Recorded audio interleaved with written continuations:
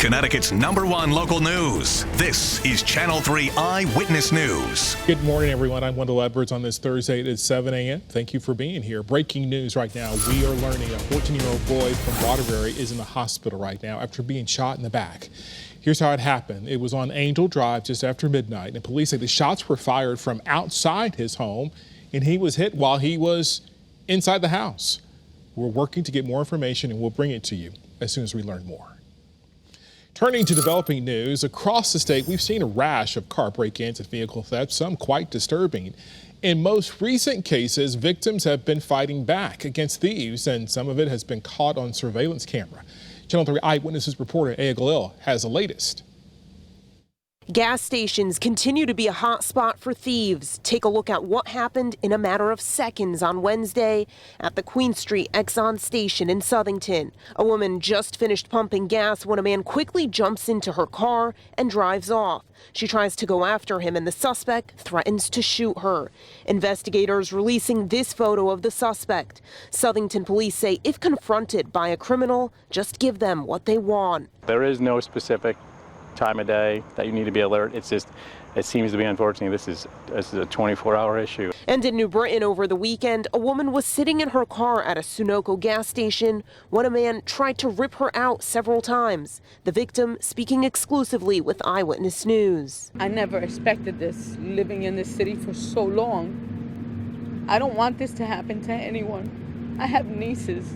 I have aunts. I have cousins. New Britain police releasing this photo of the suspect. Aya Galil, Channel 3 Eyewitness News. In New London, an internal investigation is now underway for the police chief there, Brian Wright, after a complaint was received yesterday.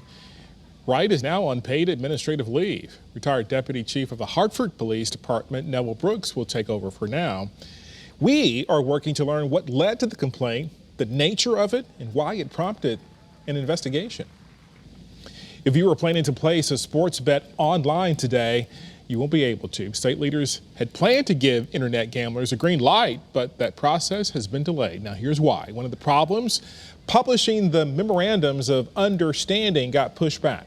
That means officials weren't able to start licensing operators until last week. A spokeswoman for the Department of Consumer Protection tells us there are still a couple of more steps to go. We have a great team of people working on this to make sure that sports betting is launched in an efficient way, but most importantly in a way that is safe for consumers, that their information will be protected. State officials say they haven't set a date yet but they're hopeful that this won't be a long delay. All right, 7:03, we got some fog to talk about this morning. Very thick fog in parts of inland Connecticut, so please be careful, even along the shoreline in parts of southeast Connecticut. Now, our Doppler scans to stay dry. Ooh, pretty. Isn't that nice? Old Saybrook, absolutely gorgeous. No fog there, or if there is fog, it is burning off. But this is our Hartford eye cam. Well, now it just turned dark. Can't make anything out either way. New Haven, good morning to you. Bright golden sunshine there. We've got a beautiful start along the shoreline. Kent at 55, one of the warmest spots in the state. Danbury is also at 55, as well as Bridgeport. So the numbers are good. 50 in Wallingford, 47 in Durham, 48 in Norwich. Typical overnight low is about 45. So we're doing a little bit cooler than that in Norwich at 44. All right, the numbers in Danbury, you went up a degree, 56. 55 in New Haven, Bridgeport at 55, but you've got 44 in Norwich, so a little bit of a temperature differential there across the state. We are down anywhere from 1 to 8 degrees cooler than where we were just 24 hours ago, and the winds are calm. Here are your headlines. Quite foggy in parts of the state this morning. Mostly sunny skies during the day today. It's going to be a beautiful, one of the nicest days of the next 7, so get out there and enjoy it. And then we're expecting a cloudy weekend. And we might actually have to throw some showers into the forecast for Sunday. Womp, womp, womp. Satellite and radar confirms not a lot going on out there right now, nor are we expecting anything. But there's a little moisture to the south that's going to try and sneak in for Sunday. I think Saturday's a mostly cloudy day with maybe a sprinkle. And then Sunday, we're talking about showers in the forecast with mostly cloudy skies. All right, here's early morning futurecast through today. We're gorgeous. We're just absolutely gorgeous out there. Take a look at midnight tonight. Partial cloudiness with some morning fog tomorrow. Tomorrow's partly cloudy with temperatures that are going to be a degree or two warmer than where we are today. So that's exceptional news. Speaking of today, 70 to 74 is the spread, mostly sunny and mild. Sun was up at 6:54, sets at 6:22. And then your overnight lows tonight dropping to about 48.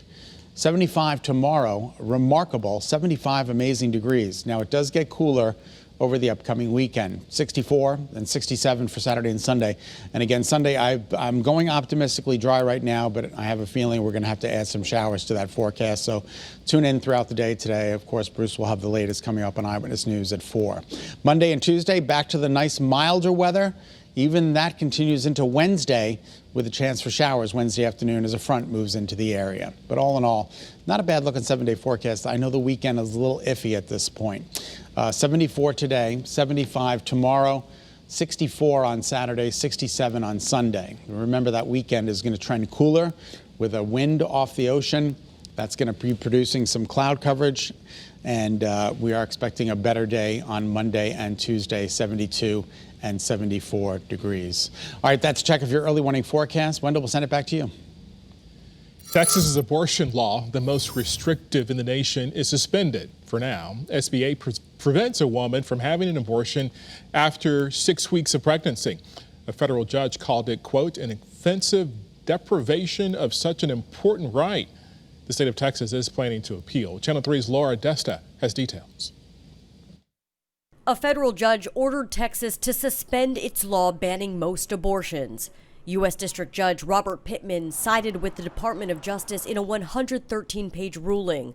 From the moment SB 8 went into effect, Pittman wrote, women have been unlawfully prevented from exercising control over their lives in ways that are protected by the Constitution. Basically, what you saw the Department of Justice arguing is the substance of this law. There's no way it can be squared with our current precedent, which is Roe v. Wade. The state of Texas plans to appeal the ruling. Governor Greg Abbott signed the bill into law back in May.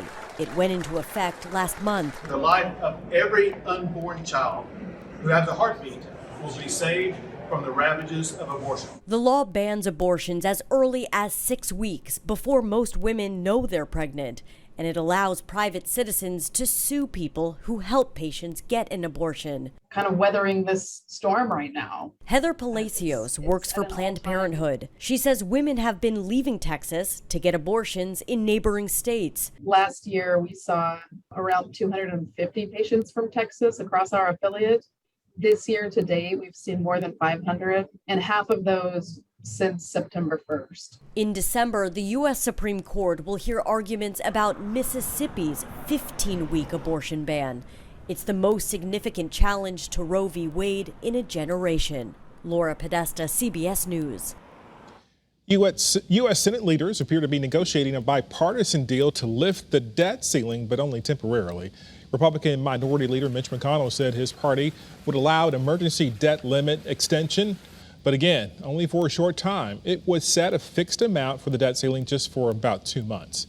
Now, Democrat Majority Leader Chuck Schumer says the parties are negotiating such an agreement with the goal of finishing it just by later this morning.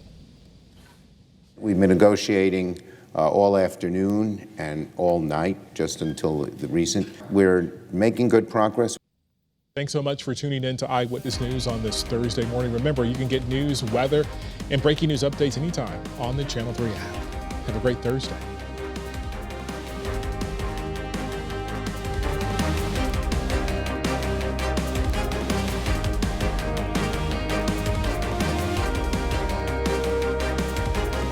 Thanks for watching Channel 3 Eyewitness News. Watch us live wherever you are on our mobile, on our streaming news app. And you can also watch us on Roku, Apple TV, and Fire TV.